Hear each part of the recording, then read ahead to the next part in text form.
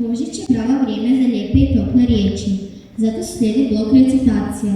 Učenici, članovi dramske skupine od 1. do 4. razreda u nastavku će nam kazivati stihove koje je s njima uvježbala njihova voditeljica Gordana Čehov.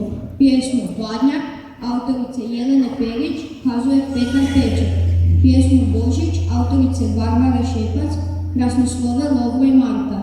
Pjesmu Božićna čestitka recitiraju Sofija, Sara, Alina, Dora, Gabriela i Teja. Poslušajmo ih.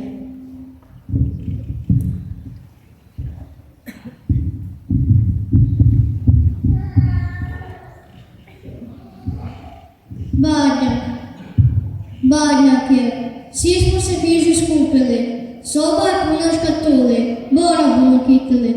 Ja sam fletno sve škatule otprao, a mama kriči: pazi kaneš nekaj potra. Sad je bi naboštio nekaj deti, ali se smijemo, vičemo, priblemo.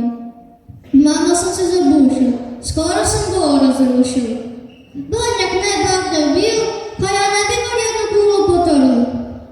Fletno sam se sobe zlepil, pa ne bi čul mamu. Kaj sam ti rekla?